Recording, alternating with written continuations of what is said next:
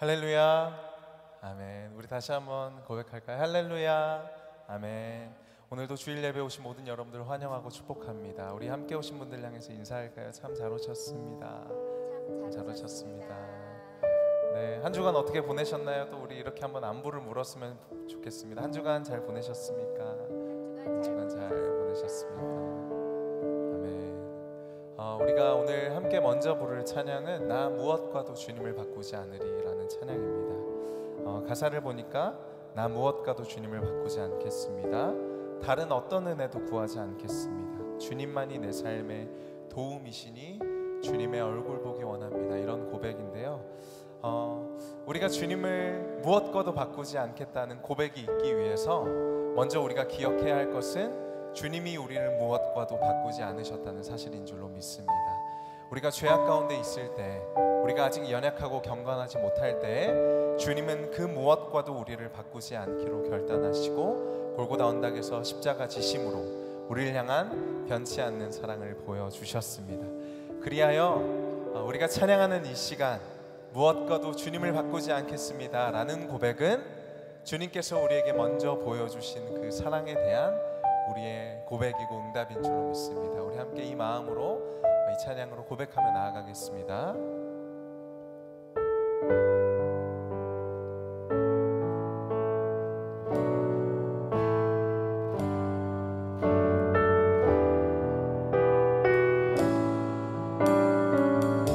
이렇게 찬양할까요? 나 무엇과도 주님을 바꾸지 않으리. 다른 어떤 은혜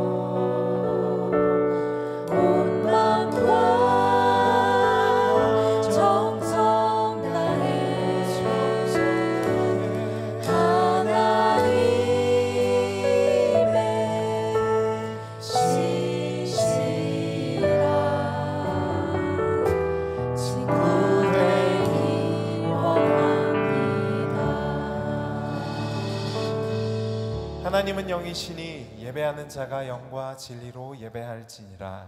아멘. 우리 새로운 찬양입니다. 함께 가사를 고백하며 이 찬양의 가사의 고백이 우리 모두의 고백이 되기를 소망합니다.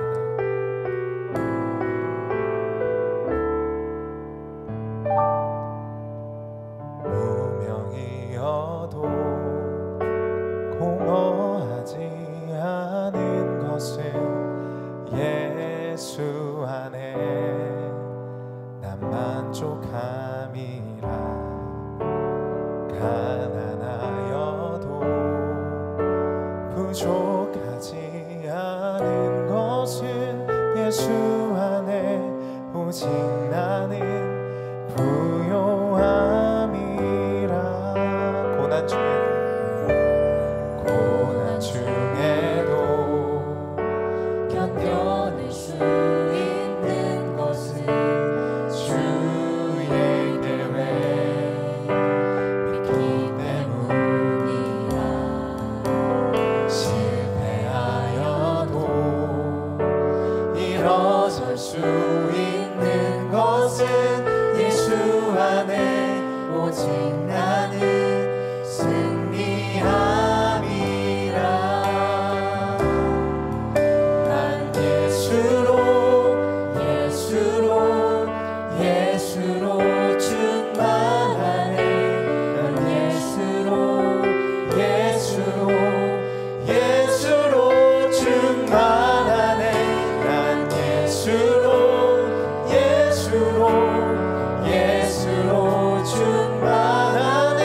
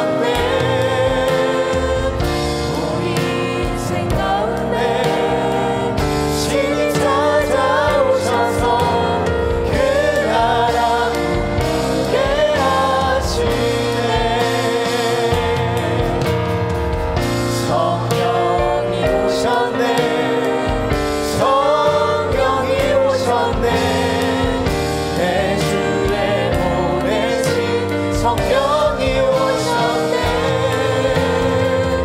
우리 인생 가운데 신이 찾아오셔서 그 나라 분부게 하시네. 성령이 오셨네. 성령이 오셨네. 내 주에 보내신 성령이 오셨네. 우리 인생 가운데 신이 찾아오셔서 그 나라 분부게 하시네. 우리 시간 함께 기도하며 나아갈 때 주 성령의 의식한도 우리의 마음 가운데 충만하사 우리가 주님의 말씀을 깨닫게 하시고 그 말씀으로 삶을 결단하게 하여 주시옵소서. 우리 함께 주여 한번 부르고 기도하겠습니다. 주여, 우리를 고아와 같이 내버려 두지 않으시는 주님, 우리와 늘 함께 하사 주님의 말씀의 능력으로 살게 하시는 주님, 우리가 다시 한번 주님의 나라를 꿈꾸며 살기를 소망합니다. 성령이 오늘도 우리에게 주시는 말씀의 능력으로 우리가 살기를 원합니다. 하나님, 어마어마한 세상 속에서 우리가 깊은 한숨 내쉴 때에도 우리 함께 하사 우리 인생을 허무하게 두지 않으시고 주님의 영광의 자리로 인도하시는 주님, 오늘도 우리 가운데 말씀으로 충만히 거하여 주시옵소서.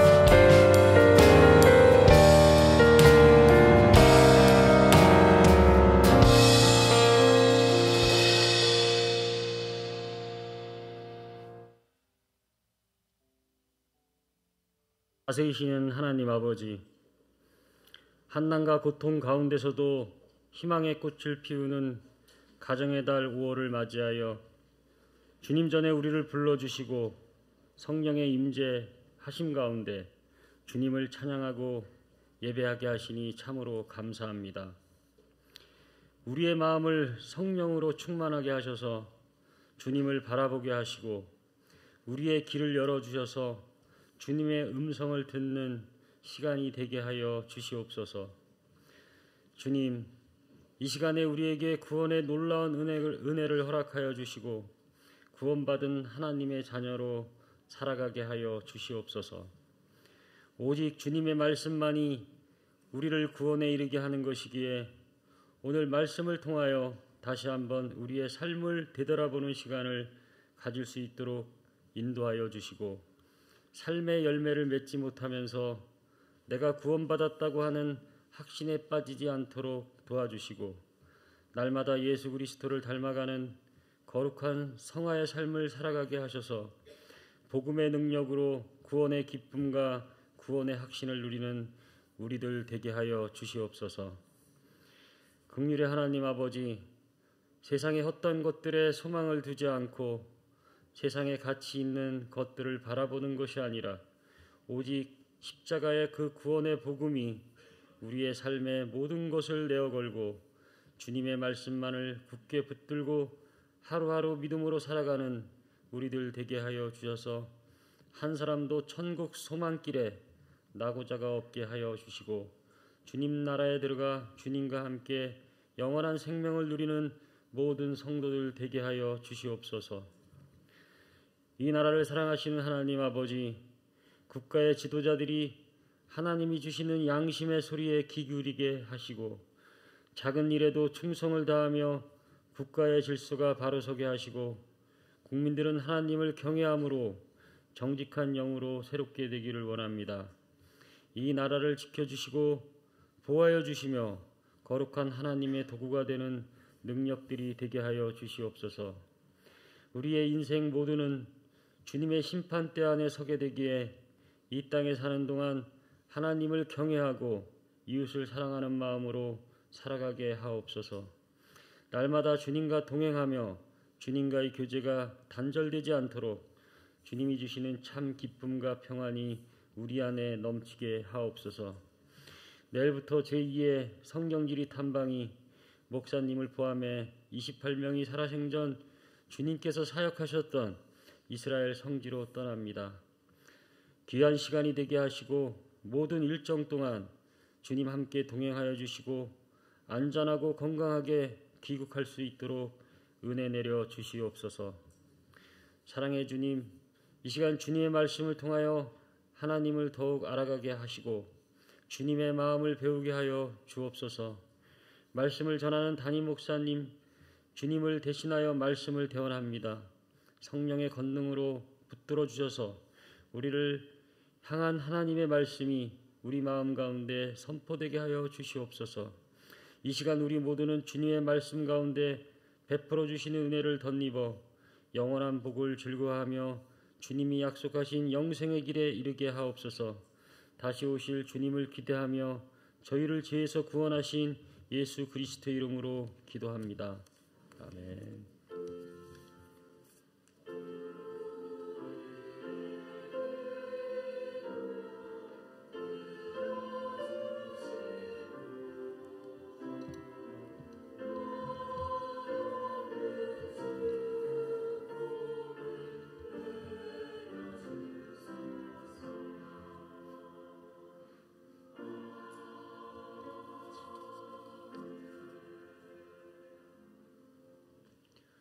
오늘 주실 말씀 보겠습니다. 누가복음 12장 49절에서 59절까지 말씀입니다.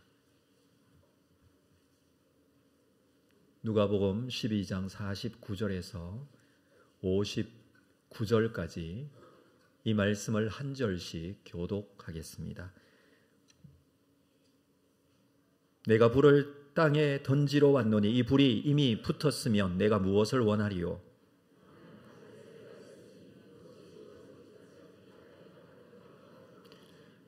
내가 세상에 화평을 주려고 온 줄로 아느냐? 내가 너희에게 이르노니 아니라 도리어 분쟁하게 하려 함이로라.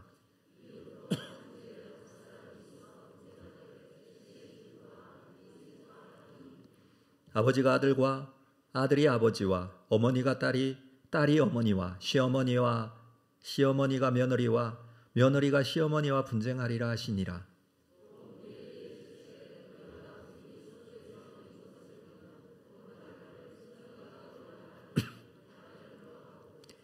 남풍이 부는 것을 보면 말하기를 심히 더우리라 하나니 과연 그러하리냐?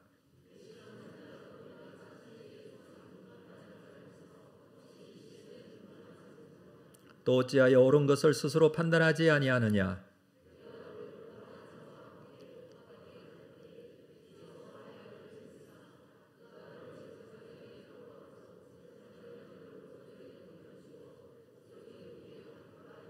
함께 읽습니다. 내게 이르노니 한 푼이라도 남김이 없이 갚지 아니하고서는 결코 거기서 나오지 못하리라 하시니라. 아멘. 준비하시는 것 하나님께 드리겠습니다.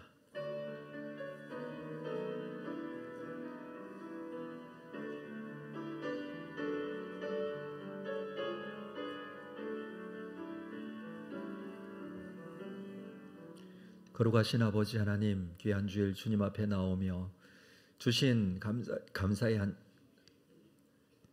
한 주간에 주신 감사의 제목들을 담아 감사헌금으로 소득의 10분의 1을 구별하여 11조 헌금으로 선교와 장학 구제 건축 헌금으로 주일 헌금으로 하나님께 영광을 돌립니다.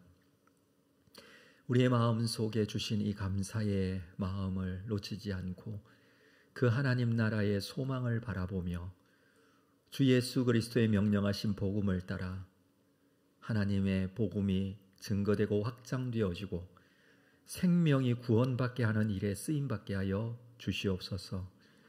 우리에게는 더 큰 은혜와 감사가 있는 삶이 되기를 원하는데 주께서 우리의 심령 가운데 더 큰 은혜와 감사의 삶이 이어지게 하여 주시옵소서. 예수 그리스도의 이름으로 기도합니다. 아멘. 2부 찬양대에 찬양이 있겠습니다.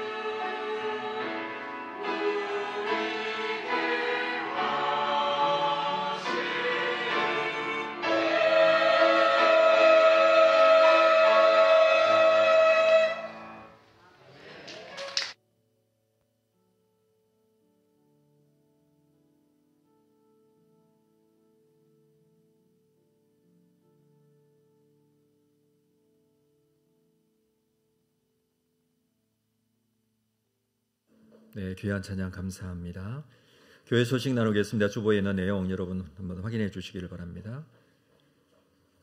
오늘 처음 나오신 분들을 주의 이름으로 환영합니다. 등록을 원하시는 분 예배 후에 2층 본당 앞에 있는 새가족실로 오시면 되겠습니다. 교육 및 훈련 과정이 진행이 되겠습니다. 특별히 오늘 우리 5월 가정의 달을 기념하여서 사진 전시회가 오늘 21일부터 28일까지 다음 주까지 진행이 되겠습니다. 2주간에 걸쳐서 가족 사진 사랑방별로 또 기관별로 찍으신 것은 이정 로비에 전시가 되어 있습니다. 전시품은 눈으로만 보아 주십시오. 네.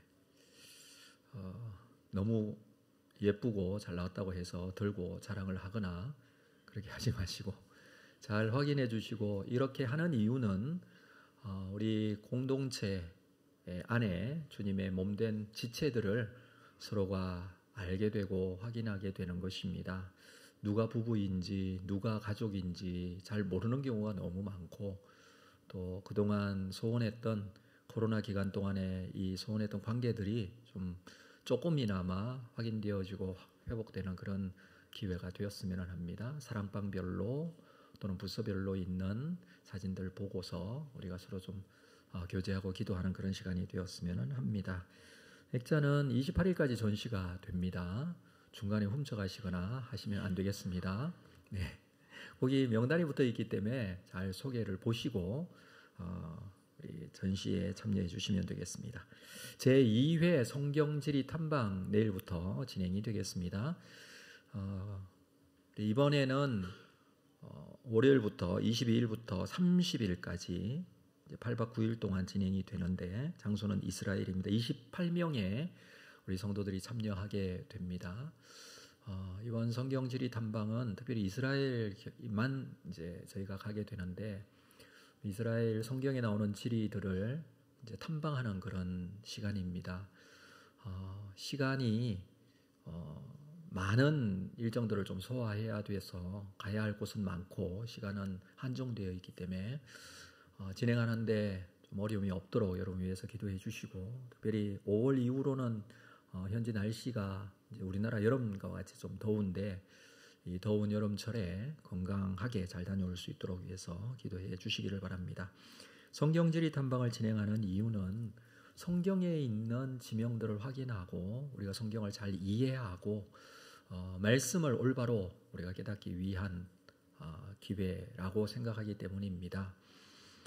참여하지 못하신 분들 또 다음 기회에 참여할 수 있도록 서로를 위해서 좀 기도해 주시고, 또 이번에 참여하시는 분들 중에 이제 중직자들이 많이 계셔서 다음 주에 이제 교회를 비우게 됩니다. 현지에서 주일날 따로 예배를 드릴 테지만 본교회에서는 저를 비롯해서 중직자들이 많이 빠지기 때문에 교회가 안전하게 잘 예배가 진행될 수 있도록 위해서 여러분 애써주시고 준비해 주시면 감사하겠습니다.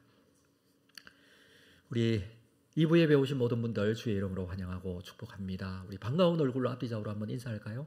반갑습니다. 잘 오셨습니다. 안녕하십니까? 반갑습니다. 오신 모든 분들 참 잘 오셨습니다. 우리 예배 후에 서로 좀 아름다운 교제가 있으시기를 바랍니다. 자, 오늘 말씀의 제목을 한번 같이 읽어볼까요? 시작. 여러분, 사람에게는 누구나 다 중요하게 여기는 것들이 있습니다. 특별히 가치에 있어서 나는 이것을 정말 중요하게 여긴다라는 가치가 있는 부분이 있습니다. 여러분, 각자는 무엇을 가장 중요하게 생각하십니까? 그것을 위해서는 다른 것도 포기할 수 있을 때에 그것이 중요한 가치가 되겠죠. 오늘 절대로 양보할 수 없는 가치에 대한 말씀을 나누고자 하는데, 이 누가복음 12장 말씀 계속 이어서 좀 보도록 하겠습니다. 가정의 달 우리 첫째 주, 둘째 주는 우리 어린이 주일, 어버이 주일을 지내면서 누가복음을 잠시 떠났다가 오늘 다시 돌아왔습니다. 12장의 말씀에서는 예수님께서 하나님 나라에 대한 말씀을 하셨습니다. 먼저 그의 나라와 의를 구하라 라고 하셨죠. 그러기 위해서는 실제적인 문제에는 먹는 문제, 입는 문제, 이런 문제들 때문에 근심하지 말라라고 하셨어요. 하나님 나라를 구하는 자에게 이 모든 것을 더해 주신다라고 말씀하신 것입니다.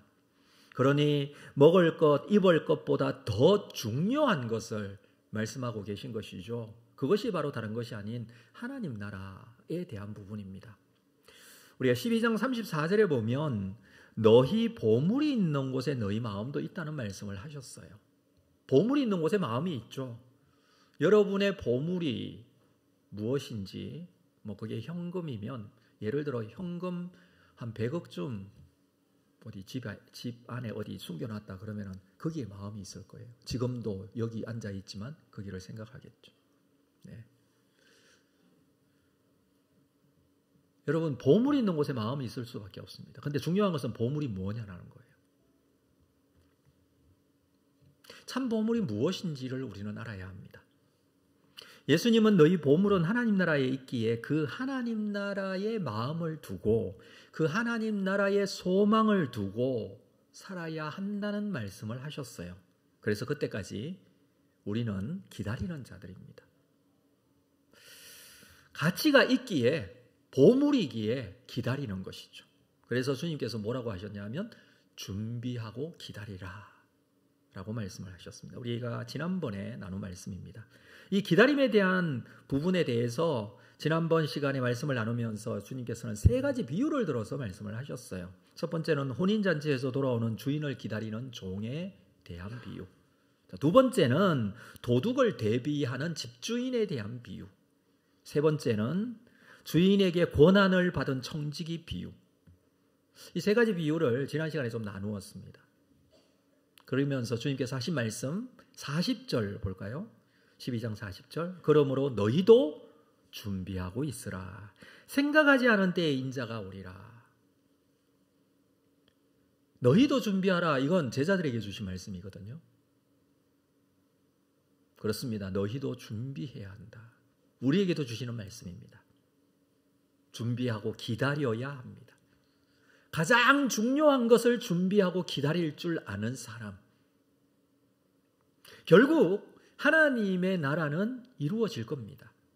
반드시 주님 다시 오시고 반드시 하나님 나라는 완성될 것입니다. 그런데 그 때가 언제인지 아무도 모릅니다. 아직 멀었다고 생각할 수 없습니다. 그리고 이 말씀을 하시고 오늘 본문 말씀을 말씀하신 거예요. 자, 오늘 우리가 읽었던 본문 말씀을 보면 굉장히 파격적인 또는 충격적인 말씀들 혹은 비윤리적인 말씀이라고 할 수 있는 내용들까지 있습니다. 비윤리적이고 과격하고 충격적이지만 하나님 나라의 완성은 그냥 되는 것이 아니라는 의미에서 이런 말씀도 하신 것 같아요. 한번 볼까요? 말씀을 49절 먼저 보도록 하겠습니다. 같이 읽겠습니다. 49절은 같이 시작.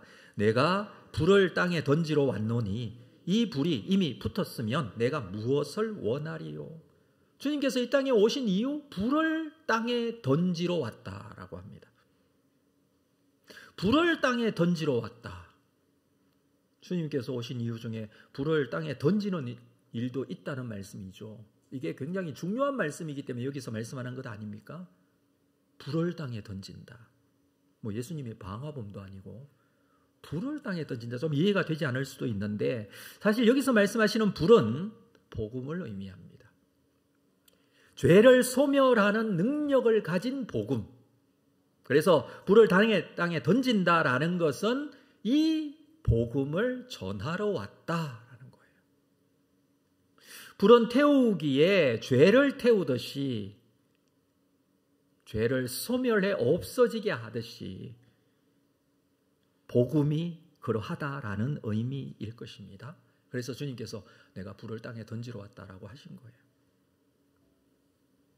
그런데 이 49절 하반절에 이렇게 말씀합니다. 이 불이 이미 붙었으면 내가 무엇을 원하리요? 불이 붙었다는 것입니까? 안 붙었다는 것입니까? 아직 안 붙었다는 거예요. 불이 쉽게 붙지를 않는다는 말씀입니다.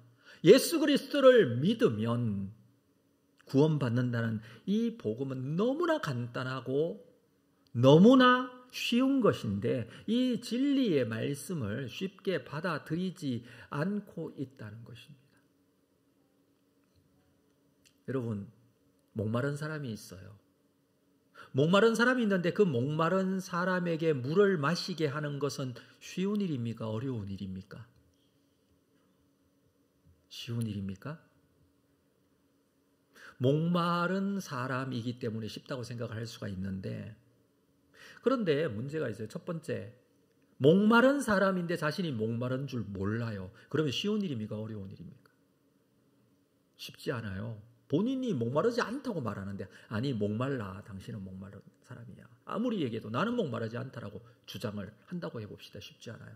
두 번째, 목마른 걸 알면서도 나는 그 물을 먹지 않겠어 라고 한다면 마시게 할 수 있을까요? 마시게 할 수 없어요. 지금 그 말이에요. 물을 마시게 하려면 무슨 일이 생기냐면 분쟁이 생겨요. 이 사람에게는 이 물이 꼭 필요해요. 정말 목말라요. 그리고 이 물을 마셔야 돼요.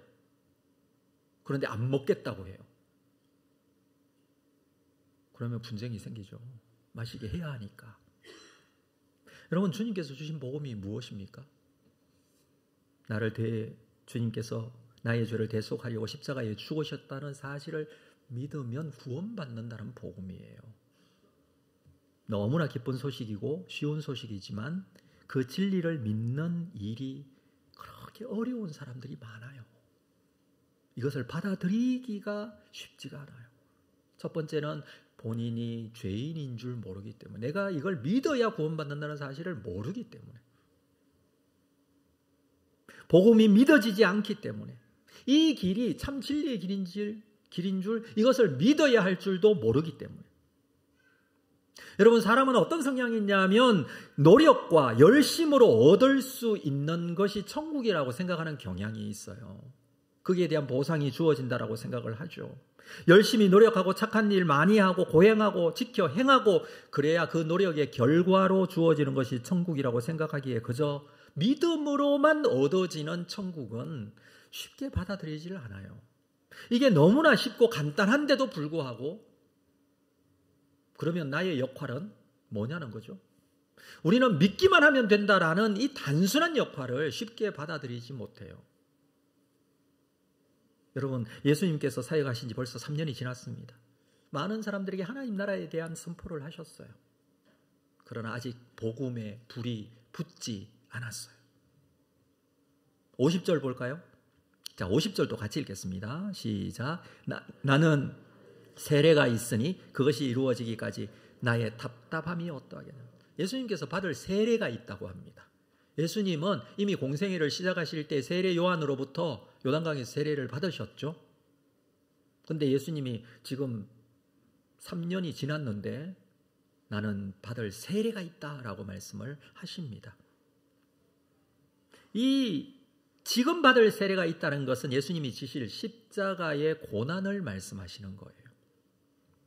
세베대의 두 아들이었던 야고보와 요한이 예수님께 요청한 게 있는데 마가복음 10장 37절에 이렇게 말합니다. 여짜오되 주의 영광 중에서 우리를 하나는 주의 우편에 하나는 좌편에 앉게 하여 주옵소서. 예수님께서 이렇게 말씀하십니다. 38절 예수께서 이르시되 너희는 너희가 구하는 것을 알지 못하는도다. 내가 마시는 잔을 너희가 마실 수 있으며 내가 받는 세례를 너희가 받을 수 있느냐. 내가 받는 세례, 이건 무슨 세례냐 하면 십자가의 죽음이에요. 내가 마시는 고난의 잔, 십자가의 고난을 당하는 것, 그리고 내가 받을 세례, 십자가에 죽으시는 겁니다. 39절 볼까요? 그들이 말하되 할 수 있나이다. 예수께서 이르시되 너희는 내가 마시는 잔을 마시며 내가 받는 세례를 받으려니와. 이들도 세례를 받는다고 합니다. 이건 나중에 순교를 당하는 것에 대한 말씀이에요. 그러면서 40절 내 좌우편에 앉는 것은 내가 줄 것이 아니라 누구를 위하여 준비되었는지 그들이 얻을 것이라. 좌우편에 서게 될 강도들을 말하는 것이죠. 예수님께서 받는 세례는 고난의 잔을 마시는 것, 다시 말해서 십자가에 죽으시는 것을 말해요. 십자가에 죽어서 구원을 이루시겠다는 표현입니다. 이것을 세례로, 받을 세례로 말씀합니다. 그래서 나는 받을 세례가 있다. 아직 십자가에 돌아가신 게 아니죠. 이제 십자가에 죽어서 이 복음의 불이 붙고 그 복음의 불이 번지게 하겠다라는 말씀인데 50절 마지막에 이렇게 말씀하고 있지 않습니까? 그것이 이루어지기까지 나의 답답함이 어떠하겠느냐. 예수님 답답하다고 말씀하십니다. 지금 내가 얼마나 답답한 줄 아느냐? 답답하다는 말 자체가 좀 답답하죠. 답답하다는 표현이 좀 그래요. 답답합니다. 여러분, 주님의 답답함이 느껴지십니까? 주님께서 왜 답답해 하실까요? 왜 이렇게 말씀하십니까? 하나님 나라에 대한 복음을 전하기 위해서 오신, 이 땅에 오신 성육신하신 예수님 아닙니까?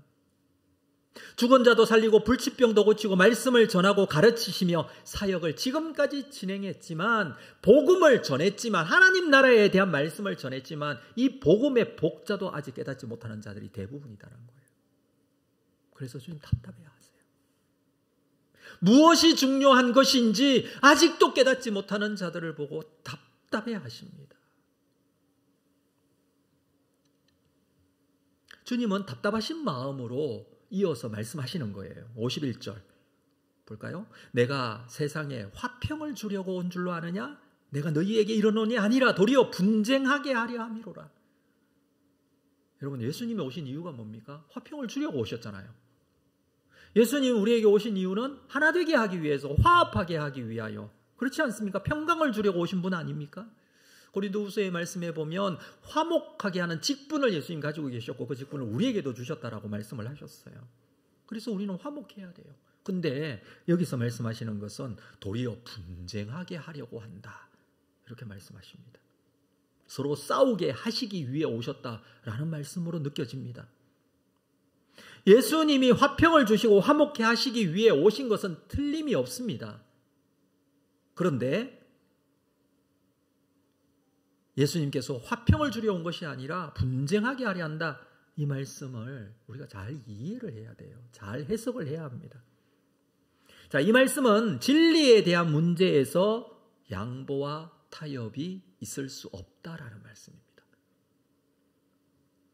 양보하고 타협하면 분쟁합니까? 안 합니까? 분쟁 안 해요. 맞죠? 양보하면 되니까.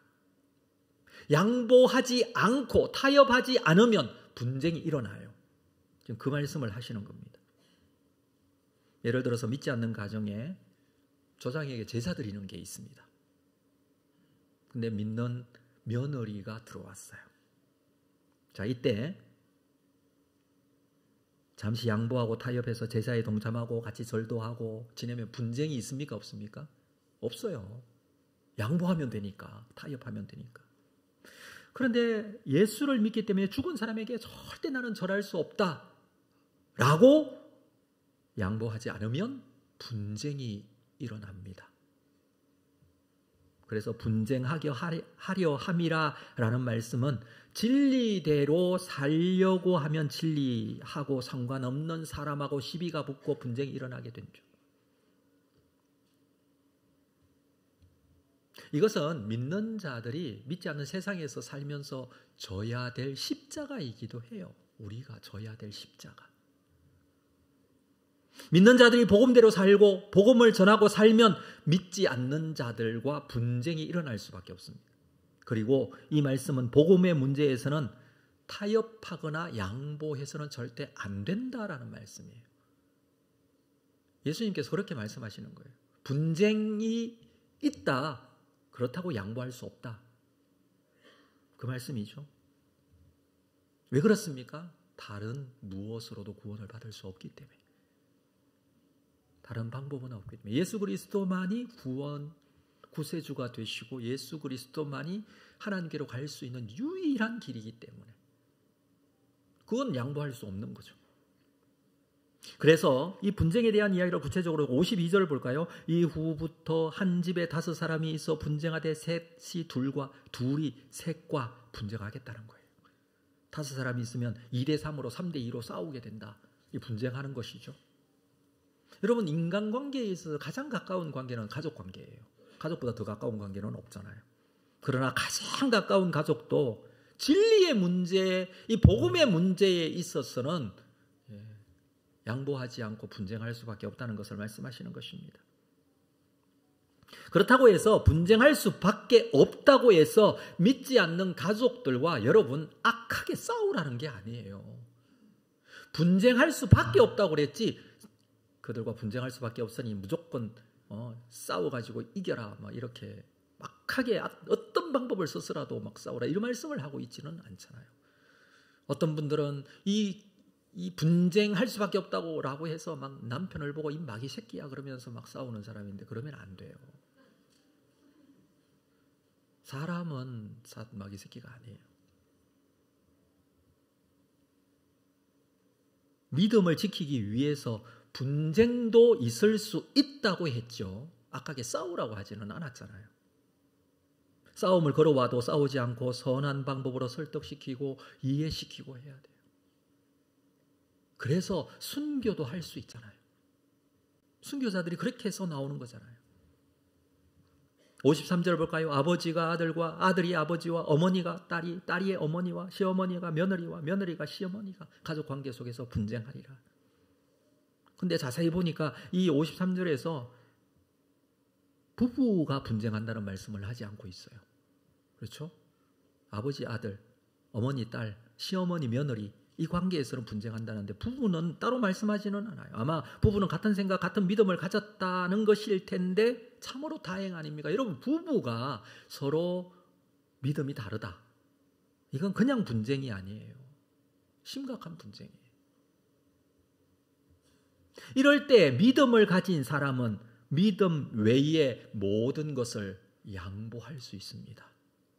왜 양보할 수 있습니까? 양보할 수 없는 가치가 따로 있기 때문에 그 이외의 것, 뭐 자존심이니 뭐 뭔가를 위해서 뭘 해줘야 된다는 이런 거 해줄 수 있어요. 무엇을 얻기 위하여? 양보할 수 없는 가치를 얻기 위해서. 이게 믿음 있는 사람이죠. 그렇게 하지 않으면 가정이 복음화 될 수가 없어요. 그러면 성질 없는 사람이 어디 있겠어요? 자존심 없는 사람이 어디 있겠어요? 그러나 우리는 양보할 수 없는 가치가 따로 있습니다. 그 희생이 결국 믿음의 가정을 만들기 때문에 양보는 복음으로 인하여 예수 믿는 믿음으로 인해 지게 되는 우리의 십자가라고 그랬어요. 양보하면서 힘들고 희생하면서 힘들고 그렇죠? 참으면서 힘들고 이건 뭐라고요? 우리가 져야 할 십자가예요.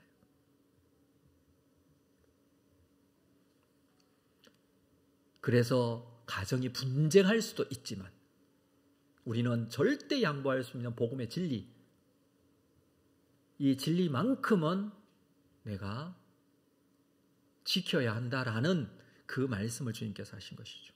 자, 그러면서 54절 말씀을 이어서 보겠습니다. 또 다른 단락이기는 하지만 이어서 하시는 말씀이에요. 또 무리에게 이르시되, 이 무리는 지금까지 22절 이후에서 제자들에게 말씀하셨어요. 그런데 54절에서 무리에게 말씀하십니다. 자, 무리에게 말씀하시는데 이렇게 말씀하세요. 너희가 구름이 서쪽에서 이는 것을 보면 말하기를 소나기가 오리라 하나니. 일기를 판단하는 것이죠. 서쪽에서 구름이 이는 것을 봐요. 아, 그러면 비가 오겠구나. 이렇게 안다는 거예요. 55절 남풍이 부는 것을 보면 말하기를 심히 더우리라. 이렇게 말한다는 거예요. 예측을 한다는 것이에요. 날씨를. 이 이스라엘의 지형을 보면 그렇습니다. 여러분 지형이 이스라엘이라는 지형을 한번 생각해 보십시오. 갈릴리 호수가 있고 아래에 사해 호수가 있고 중간에 요단강이 있고 그리고 이 땅 왼쪽에 뭐가 있냐 하면 지중해가 있어요. 지중해 있죠. 지중해 바다. 그리고 오른쪽에는 일부 예배 들으신 분은 굉장히 잘하시던데. 자, 여기 오른쪽에는 뭐가 있죠? 안 가봐서 모르겠다. 네, 정답입니다. 오른쪽에 뭐가 있냐면 아라비아 사막이 있어요. 사막. 맞죠? 예. 남쪽에는 사막이 있어요. 네게브 사막이라고 사막이 있어요. 이게 이스라엘의 지형이 그렇습니다. 자, 그렇다면 이 서쪽 지중해 쪽에서 바람이 불어요. 여기는 바다에서 오는 바람이 습한 바람이에요. 여기 구름이 인다. 이건 뭐예요? 아, 비가 오겠구나. 예측할 수 있어요. 좀 이따가 비 와요. 그리고 남쪽에서 바람이 불어요. 남쪽에는 뭐가 있어요? 사막이 있다 그랬죠. 사막에서 부는 바람은 더운 바람이에요. 그래서 오늘 날씨 정말 덥겠구나. 예측을 한다는 것입니다. 우리나라도 그렇죠. 서쪽에서 바람이 불면 미세먼지가 많겠구나. 예, 오늘 정말 미세먼지가 많아진대, 오후에. 근데 가만히 보니까 이게 좀 늦어지고 있어요. 제가 일기를 아주 이 설교 준비하면서 유심히 봤는데 바람이 이게 서쪽으로 이렇게 오다가 바람이 또 이쪽에서 불어서 이렇게 꺾였어요. 그래서 서울이 지금 아직까지는 좀 괜찮은 거예요. 이 바람의 방향, 영향을 굉장히 많이 받거든요. 근데 그냥 서쪽에서 바람이 막 불어오잖아요. 그러면 미세먼지요. 예, 너무 심각합니다. 일기를 보고 너희들이 바람의 방향도 보고 일기도 예측하고 날씨가 어떨 것인지 알지 않느냐. 그러면 서쪽에서 바람이 불고 구름이 일어요. 그러면 비 설거지 하는 거예요. 늘었던 빨래도 걷어들이고 곡식도 다 이게 준비를 해야 되잖아요. 근데 어느 날 남쪽에서 막 바람이 불어요. 오늘 진짜 덥겠다. 그러면 어떻게 해요? 더운 것을 또 대비해서 옷도 갈아입고 아주 시원한 옷을. 요즘 여러분 여름 옷 다 꺼내서 입으시잖아요. 이제 여름이다 이렇게 생각하면서 다 준비하시잖아요. 살면서 가지고 있는 지혜로 나름대로 지혜를 가지고 예측하고 준비하면서 살지 않습니까? 그걸 주님께서 말씀을 하시는데 56절 보겠습니다. 외식하는 자여 너희가 천지의 기상은 분간할 줄 알면서 어찌 이 시대는 분간하지 못하느냐. 특별히 외식하는 자여 그랬어요. 이 외식하는 자는 무리에게 지금 말씀하시잖아요. 제자들이 아니에요. 무리들에게 말씀하시는데 그 무리 중에 누가 있었냐 하면 바리새인과 서기관들이 있었다는 거예요. 지금 12장을 보면 바리새인과 서기관에 대해서 말씀하시는 내용이 11장부터 이어지고 있어요. 외식하는 자들에 대해서. 그러면서 제자들에게 말씀하셨다가 지금 무리에게 말씀하시면서 거기에 섞여 있는 이 종교 지도자들이죠. 이 사람들은 나름대로 똑똑한 사람들이에요. 이 사람들은 백성들을 가르치는 사람이에요. 그런데 기상의 이변은 미리 예측하고 준비할 줄 알면서 이 시대, 영적인 시대는 분간하지 못하느냐 이렇게 지금 말씀하십니다. 겉으로 나타나는 것은 너무나 잘 아는데 이 세상 돌아가는 것을 보면서 지금이 하나님의 때인 줄 왜 알지 못하느냐. 외식만으로 사는 자들이 어리석다는 거예요. 외식하는 자들은 외식이 중요하다고 생각해요. 겉모습이 중요하다고 생각해요. 사람들은 기도 열심히 하는데 기도할 때마다 사람들에게 보이기 위해서 기도해요. 구제 잘하는데 보이기 위해서 구제해요. 헌금 잘하는데 보이기 위해서 헌금해요. 이게 중요한 거예요.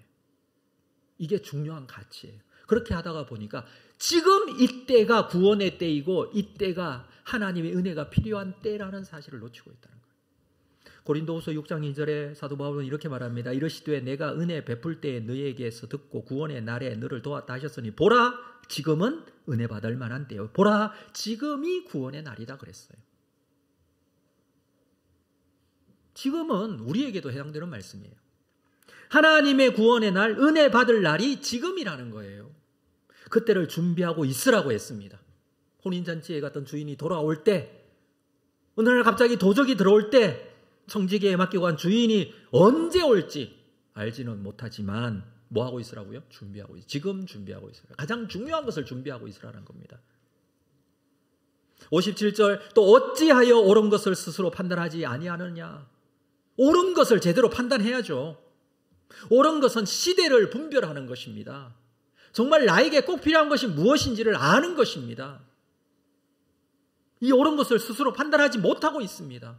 지금 나에게 필요한 것이 무엇입니까? 여러분, 이 바리새인과 서기관들은 외식하느라 올바른 판단이 안 되는 거예요. 이 시대가 지금 어떤 시대인지, 지금 나에게 필요한 것이 무엇인지 자신의 죄를 살펴보지 않습니다.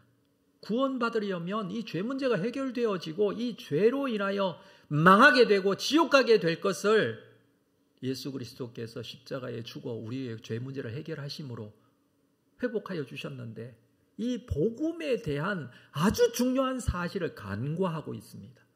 이걸 받아들이지 못하고 있습니다. 그러나 지금 시대가 어떤 시대인지 아는 사람, 지금 나에게 정말 중요한 것이 무엇인지 아는 사람은 자신의 죄를 돌아봐요. 왜냐하면 심판이 가까운 줄 알기 때문입니다.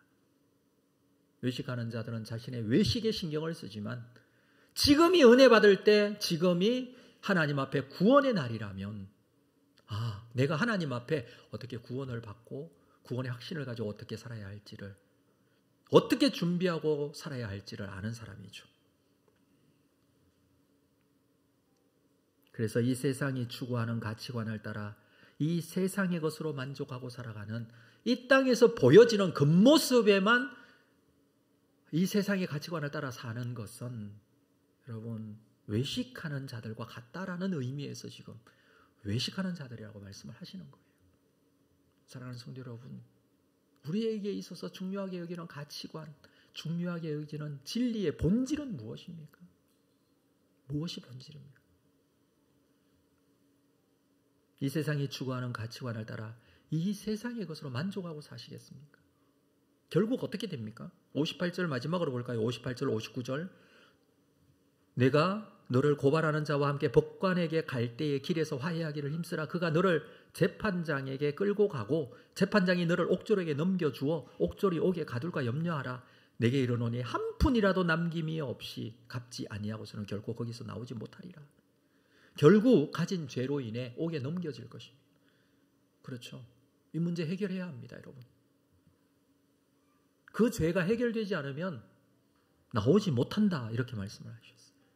그런데 이 죄를 예수 그리스도께서 십자가에서 해결하셨어요. 그래서 예수 그리스도를 나의 구원자로 믿는 것입니다. 자, 이게 우리에게 있어 가장 중요한 가치 아닙니까? 가장 중요한 진리의 본질 아닙니까? 이것은요, 양보할 수 없는 진리예요. 가장 중요합니다. 우리의 미래와 영원한 생명이 달려있는 문제예요. 이 복음의 내용을 알리기 위해서 예수님이 오셨고 이 복음의 내용을 완성하기 위하여 예수님 십자가에 죽으신 것입니다.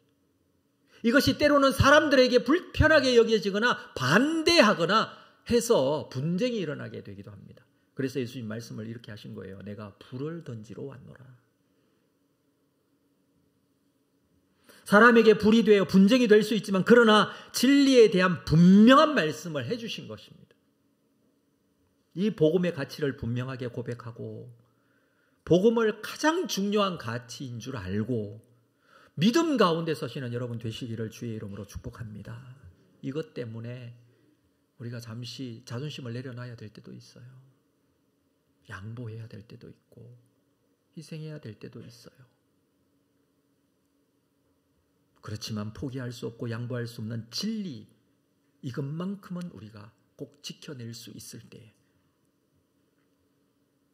사랑하는 성도 여러분, 무너지는 세상을 보고 살지 마십시오. 없어지는 세상의 가치관을 부러워하지 마십시오. 영원한 진리의 가치관을 두고 이것이 우리의 생명의 복음인 줄 알고 이것을 앞세우고 우선순위에 두고 주님 앞에 거룩하게 세워질 때에 주님께서는 이 모든 것을 너희에게 더하여 주시리라 말씀하셨으니 그 말씀대로 이루어질 줄로 믿는 믿음으로 승리하는 여러분 다 되시기를 주의 이름으로 축복합니다. 자리에서 다 일어나시겠습니다. 말씀 생각하시면서 이 찬양, 나 무엇과도 주님을 바꾸지 않으리.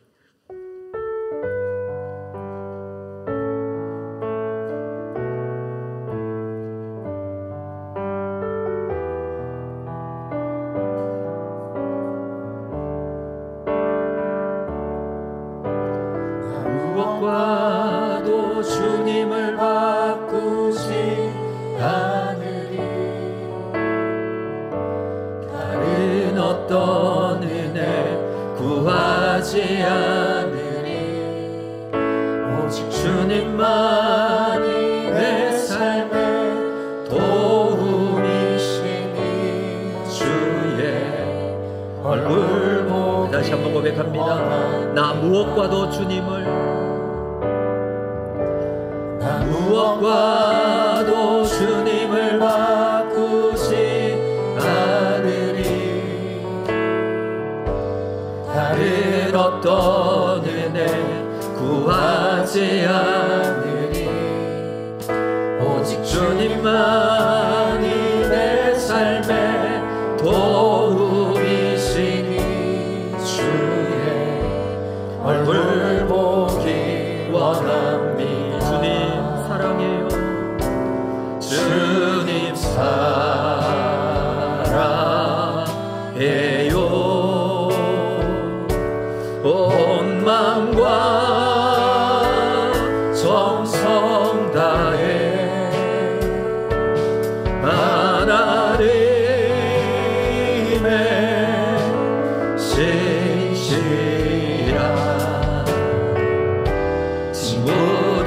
주님 사랑해요. 주님 사랑해요.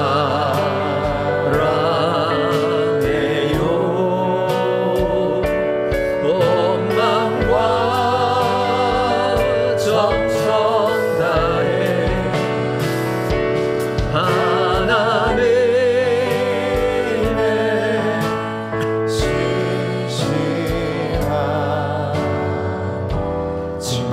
우리 다시 한번 고백합시다. 나 무엇과도 주님을 바꾸지, 나 무엇과도 주님을 바꾸지 않으리.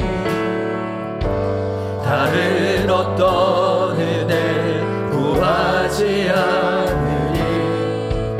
오직 주님만이 내 삶의 도움이시니 주의 얼굴 보기 주님 사랑해요. 주님 사랑해요.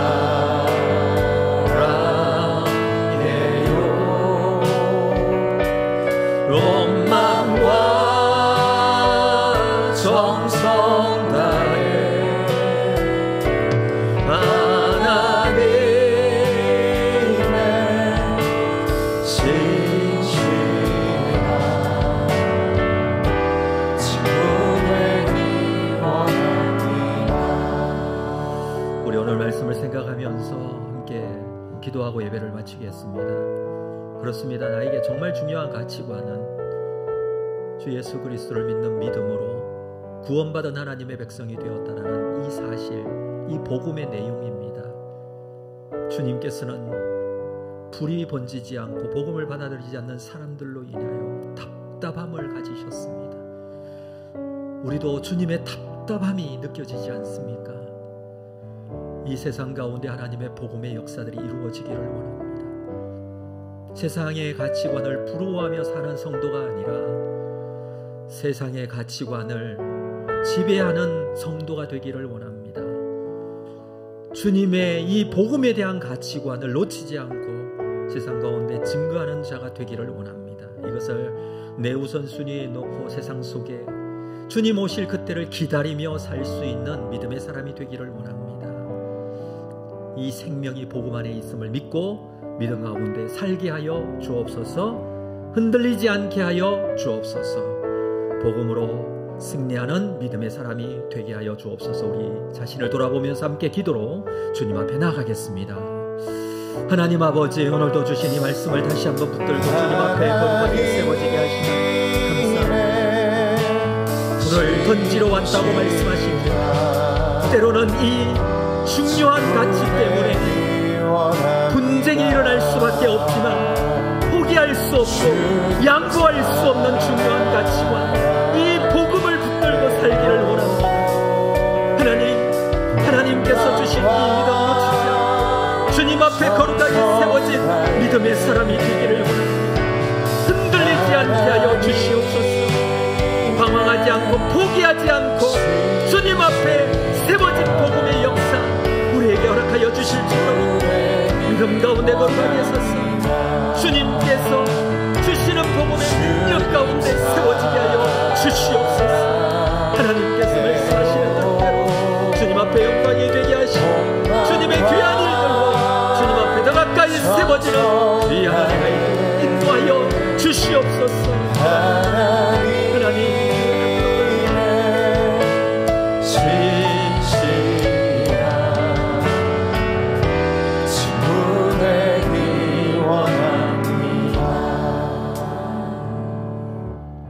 지금은 우리 주 예수 그리스도의 은혜와 하나님 아버지의 극진하신 사랑하심과 성령님의 교통 위로 함께 역사하심이 주님 앞에 예배하며 주신 말씀 붙들고 포기할 수 없고 내 인생 가장 중요한 가치관인 복음을 붙들고 세상 가치 부러워하지 않고 세상 외식 따라가지 않고 오직 믿음을 지켜 주님 오실 그날을 기대하며 준비하고 주님 앞에 하나님 나라에 대한 소망을 부여잡고 믿음 가운데 현재에서 승리하기를 원하는 우리 모든 성도들 심령 위에, 그들의 가정과 직장 위에, 주님의 교회 위에 지금으로부터 영원토록 함께 있을지어다.